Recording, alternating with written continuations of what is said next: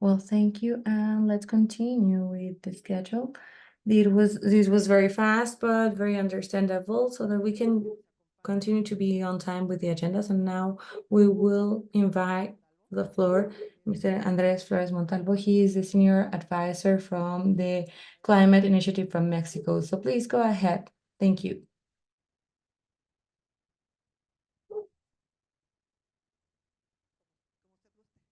As you wish, however you feel comfortable.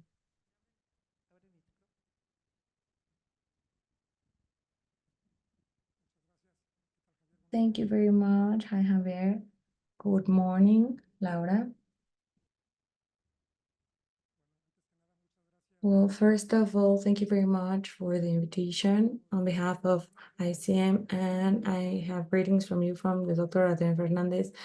Unfortunately, he couldn't join us today. He is traveling right now, and he asked me to come and talk to you about the topics of the agenda for today, a little bit of water, biodiversity, forest, and climate change.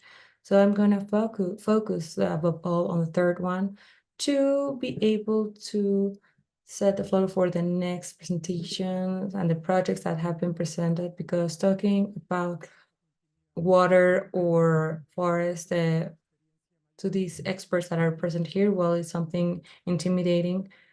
It's not my area of expertise, but I will try to comply with the purpose of this meeting and presentation. So firstly, I want to highlight this, and I'm not saying anything new, but I want to bring this back to the table so everyone has this in mind.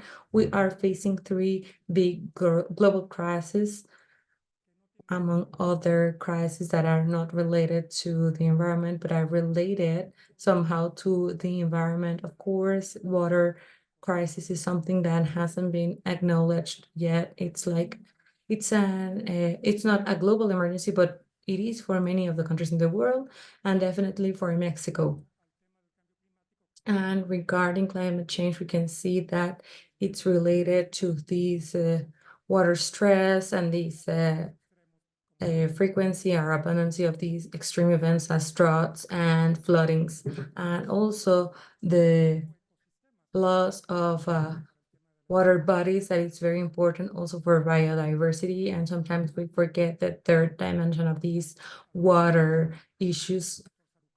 People like Julia Carabias or Dr. Sorocano are the ones who bring this to the table, because they have studied in depth this kind of topics. So we have known about this since the convention was signed in Rio back in 92, along with the climate change and the certification. And well, the last report for the convention of CBD, well, they're mentioning more than 1 million species in danger of extinction in this world. So climate change is one of the most important reasons, and also social and economical reasons as well. But the climate change, it has a role in this equation and makes biodiversity problems more serious, because it's linked to the food security and water security. If we don't have one, we don't have the others.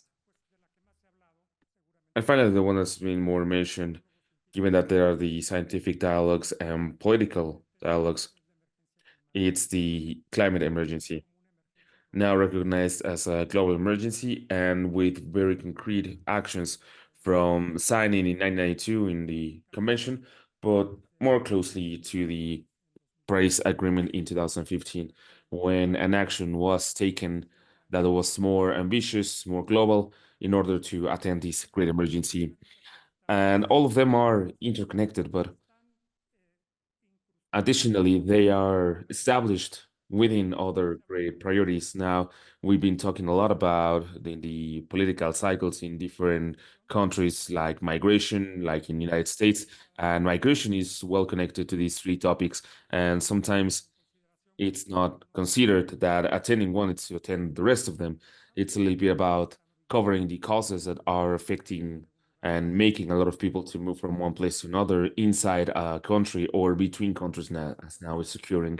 All these emergencies are environmental, but they are not only environmental. They are actions that put development on risk in a great measure. And in a certain way, it has been recognized that it's the case. We have mentioned that if diversity is lost, we lose food safety. It has been well documented from when we lose a species, we put a whole chain on risk that it can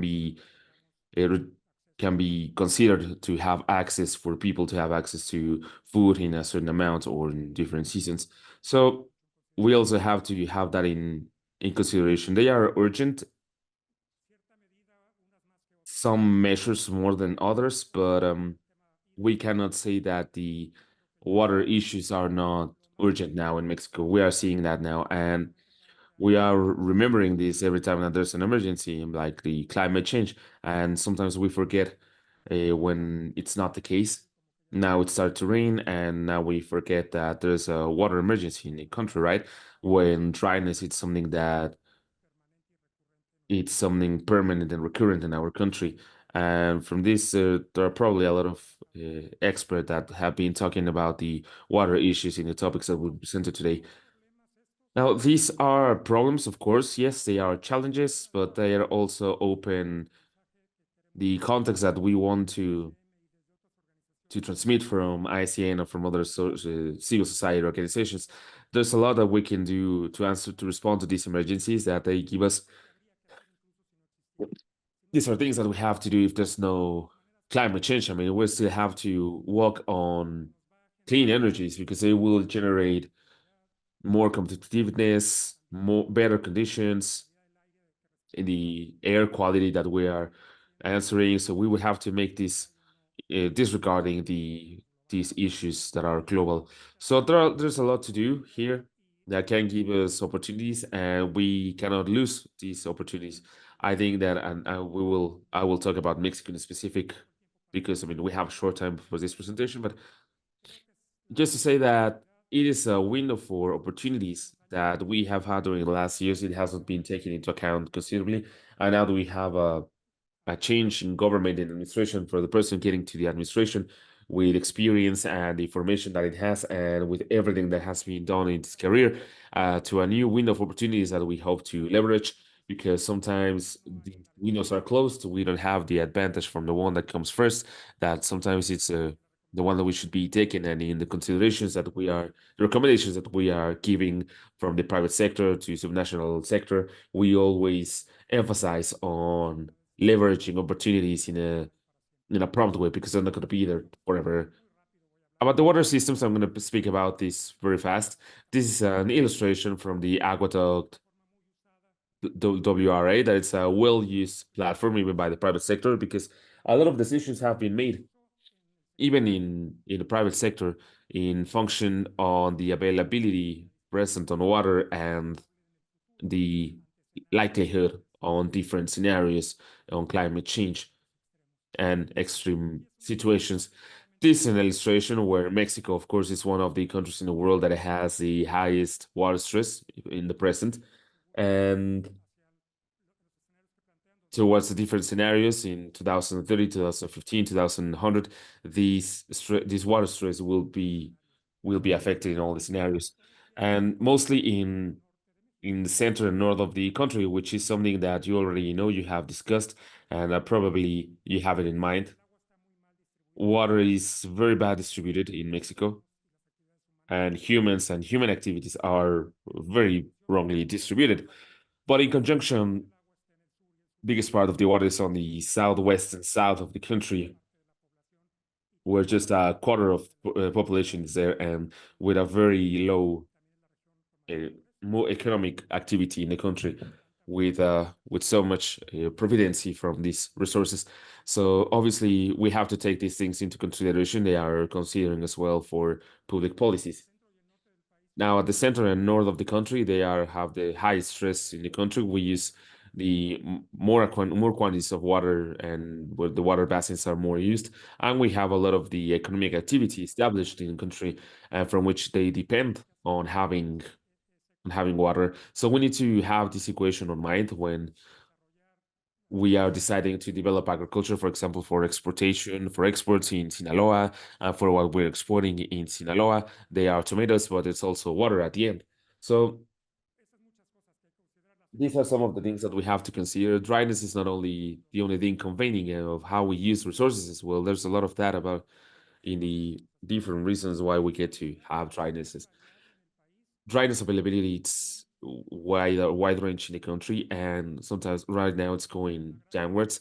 Here we have a graph where of the income with data from the INEGI, where we can see that for 2030 we need to have 300,000 square meters from water available for the population, and we can see per capita what's the trend, and it is a very clear graph. I think there's not a lot to say when we can see it. There are a lot of water basins that are overexploited by different reasons. In 1975, there were 32 exploited water basins from the 653 that we have in Mexico, and for 2019, there were 157 the water basins that have exploded. This is the graph with the giving the example of what's going on. Most of the water that we use is for domestic use, but most of them are for agricultural uses and for food services. And there are also some perverse incentives that I think the public policy and the government would have to cover. For example, the water pumping for agricultural uses, it's now covered by the energy that's for covered, it's already financed. And I think the next administration, for what's been said, it will continue with this financing. There are a lot of reasons, and we understand for that, but it can be that there can be better ways to support people that it's in the field that than giving such a small resource given that is so scarce now.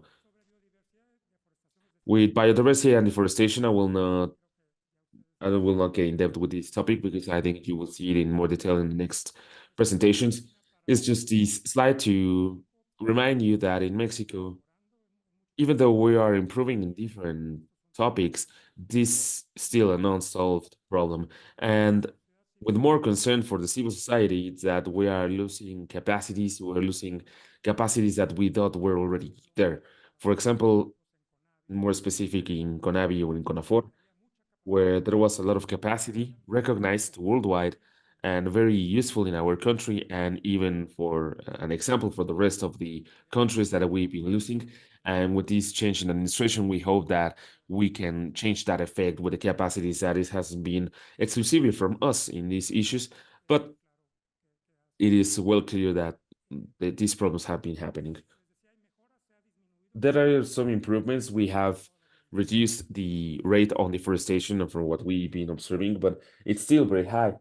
We have more than 200,000 hectares a year that are lost by deforestation.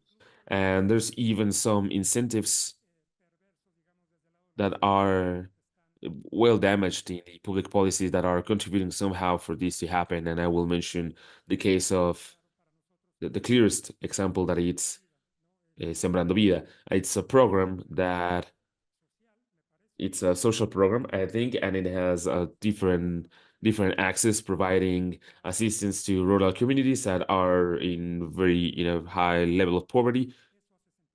And that makes sense, of course. But now dealing with and trying to present it as an environment program, I think it doesn't make any sense at all.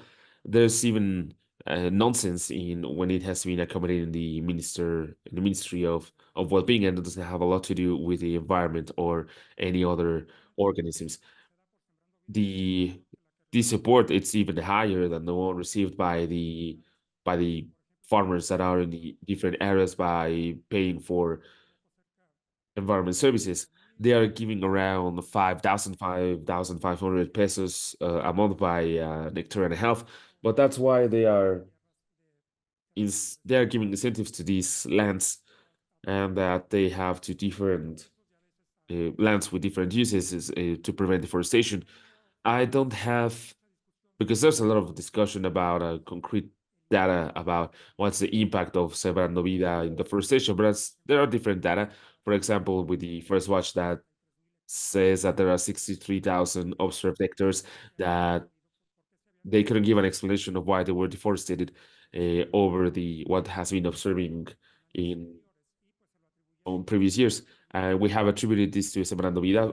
Of course, there are other reasons that they may explain, but they can be used in other, even for a severe problem. I will not get in depth with these issues that are kind of disturbing, but there are a lot of people in trouble for this. But these are issues that have to be discussed at least once, and I think we have to mention them and to have that opening to make assessments and to make decisions based on arguments, on science, on data, not on ideologies, and to place each of these things on its correct box. Now that I feel more comfortable, I want to talk about climate change. Just to close very fast, I know that my time is quite short, and I think they already taken a small break. But we are in front of a climate change emergency in a global scale, and we have a lot of signals, and they are more evident every time. This last Monday, that it was July 22nd, it was the hottest day in the country with the highest record in average in all in all the world, 17 Celsius degrees, I think. And it seems that every week we are breaking records every week, and we are quite excited because we have new evidence every time in a race that seems to be kind of dangerous, but we have very clear evidence that now nobody can ignore them. Even in the elections in the United States, 4 years ago, or even 8 years ago, they were even questioning the existence of climate change, and now it's practically not even the politicians that are the 0.0001%, but then maybe can put it in doubt. But there's still some of doubts that the cause can be an anthropogenic cause. I mean, given that are the humans the highest causers, but all the evidence there. And now in the discussion is more that it will be very expensive to solve it, and it's not fair to only countries from the north can do it. It's not the case anymore. I think it was in the Protocol of Kyoto or in the initial attempts in negotiations that were established to respond to this problem, but with this principle of common responsibilities, but differentiated by countries and active capacities. Each of them would have to do what they have to make the responsibility that can be in developing countries. And in the Paris Agreement, it's clearly this ideology and commitment from all the countries to make what everything is on inside the scope, and with more international cooperation to solve the climate change problem. But so now it's an issue that it's well recognized as a problem that requires co-responsibility, cooperation between all of them, and with very urgent actions, as we have been mentioning. We have a lot of evidences here, and we have hurricane that it was El Nino. Now we have La Nina, with the different climatologists know better than me. But that for Mexico implies more fires. It implies more forest fires that will have a repercussion on the issue that why we are gathered here in this session today, right? And events like Otis, that they would seem like events that happen once every 50 years or every 100 years, and now we'll start seeing them more often in our life. These will be more recurrent events. Otis surprised everyone by the speed of how it started in October, from being a tropical storm now to be category 5, or it could have been 6 if the scale would have allowed it. They are even checking the scale now by the level of severeness. But it took us all by surprise, and there were consequences that we know, or we kind of know, because I think we still don't have an exact number of how many people died by Otis. There are some of them that are still classified as disappeared, and in the amount of damage, it's around the first two, I think, the first two storms with the higher impact in Mexico. And we're not doing enough actions on climate change, different from other global crises. We will have to be going in 2030, as we are committed in the Paris Agreement, towards limiting climate change to no more than 2 degrees.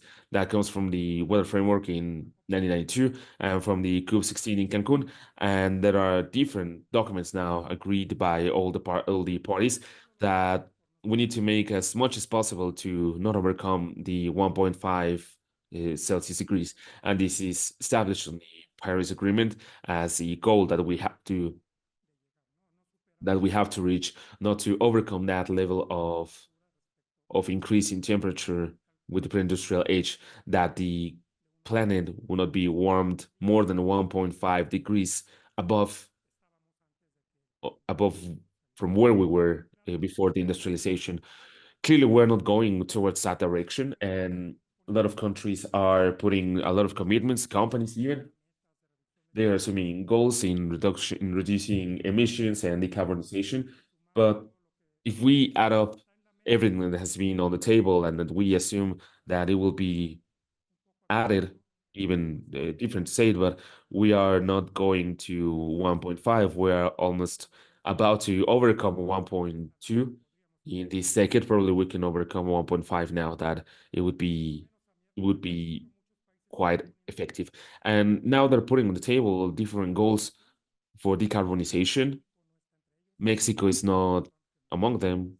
I'm sorry, I skipped the slide, but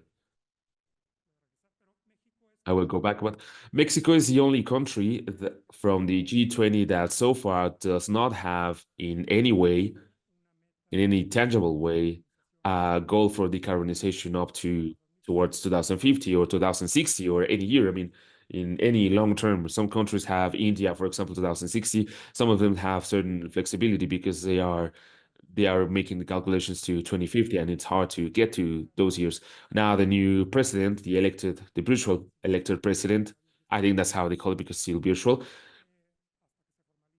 until it's formalized in the elections. She has mentioned a goal for decarbonization towards 2050. So if we become this policy and it's established on a development, on a special program for climate change, or in the sector program for G20, an instrument that can be established, it will be likewise established in the INDS in Mexico, in the determined for Mexico to present this to April next year, as it has been committed in the Paris Agreement. But despite it has been mentioned somewhere in some documents, in some drafts, it has been established. I think it's good news because Mexico was a little bit left behind in an industrial, as big an industrialized country and one of the greatest emissioners in of this in a wide economy, and it cannot take responsibility like this one. This is just to give an example of this issue. We are going now more to 2.5, 2.9, more than 1.5 or 2 degrees, according to the projections that we have now related to of how the emissions are evolving in the country. I've mentioned this before, but Mexico will present a new NDC in 2025. I don't know if will be introduced in April by all the parties or to wait till the COP in November. Because it's a new government, I suppose that they have to do all the previous jobs and to continue with a lot of public consultation with different civil society organizations and the academics and scholarships, and I hope that's the case. And this NDC will have to be better aligned than the previous one with the commitments that Mexico has as part of the climate change convention. The NDC improved somehow in the COP27. I think that is where it was presented, COP27, where the Chancellor Ebrard, in a last minute effort, established a goal to 35% and even from 22 to 35% with compared to the inertial scenario with some concrete support from United States. There's in this picture Ebrard with the Ambassador Carrick, that it was the ambassador for climate in that moment, and that had a push on presenting a more ambitious goal. Now, this new goal that happened to be relative to a baseline that was adjusted somehow in certain measure, it is not relative to an absolute point. So now it has changed to from the even softer from what we had before. And now the NDC that establishes the goal for Mexico as highly insatisfactory is now more aligned to 2.7 degrees and more than 2.5 if everyone would be making what they say Mexico would be making at its current, they would be going to 2.7 Celsius degrees. ICM prepared an NDC from the civil society along with a group of organizations, several organizations from the civil society, not only this one. And we can clearly see that it's possible to go towards 2030 with a decarbonization up to 30%, but we can even increase the goal up to 47% with measures that are technically possible and financially possible. We can see here a curve with margin costs, and we can see the percentage of the measures that Mexico would implement to get to this 30% of reduction.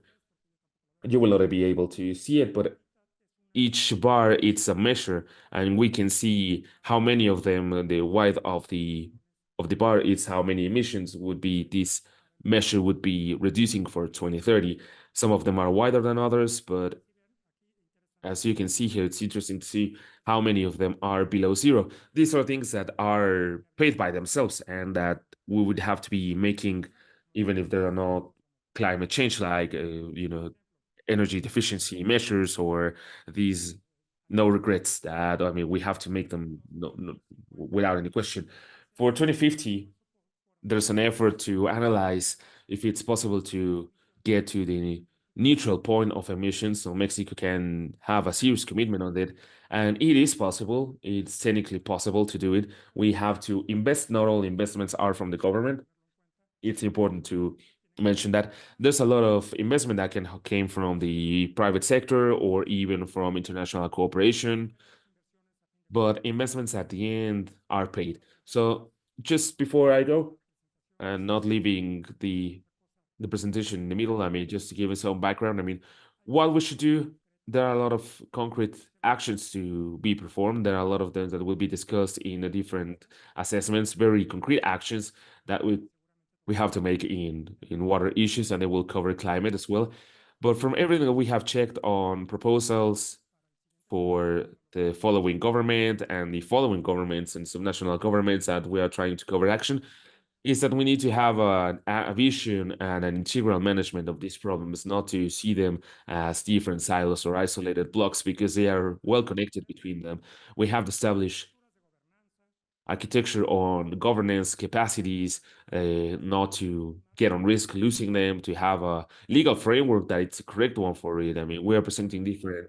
There's not a legal framework that is correct for implement them, so maybe we should start from there, adjusting regulations, laws, in order to, for example, incentive warmers or solar warmers for water boilers for all the businesses because they are paid by themselves, and we have a very high potential for that.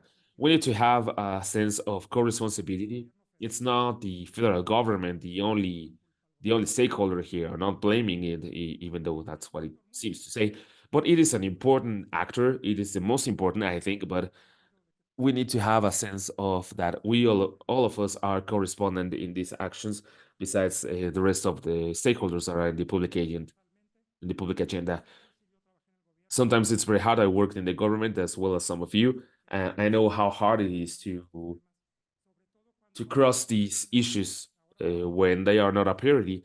It seems that they are becoming a priority, these issues that I've been mentioning. So that will help to make them crossed in a better way, to collaborate, to have transparency, public participation that helps in different ways, in a lot of ways.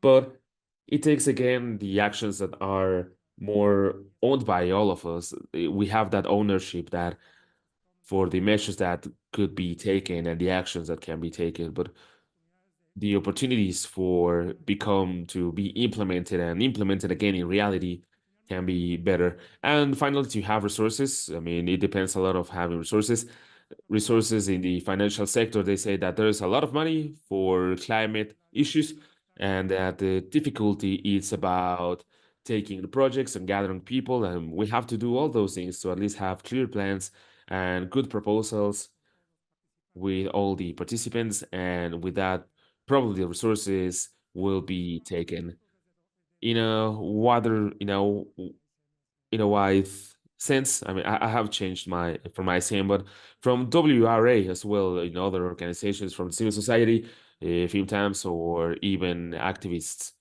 organizations, we've been promoting this idea of having a fair and inclusive path towards a more resilient and decarbonized economy, different from where we're standing now, or in depending on the countries where we are, that things change from one to another. We need to establish a statement of what's inclusive economy with a low carbon and resilient economy. I think it has to be one promoting efficiency, competitiveness, because Mexico is well concerned to be competitive, bringing investments, generating employment, battling against poverty, generating employment, and to help other areas. That's something that it has to be on that definition for sure. I want promoting development, social development, as well as economic growth, innovation, that we are missing a lot of innovation here, and crucial issues like food safety, energy safety, and yeah, energy safety, that it's now one of the issues that the new government is been putting in the plans, that it will be announced by the government, hopefully very soon. Also to have resiliency and to save and help the human race. That's my last message, just to mention some ideas.